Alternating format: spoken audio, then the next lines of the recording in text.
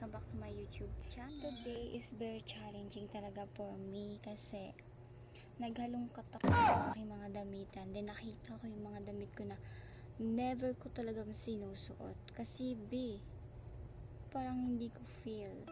Charot. Yun. Susuotin ko siya ngayon at ipapakita ko sa inyo. Ayan. Let's start.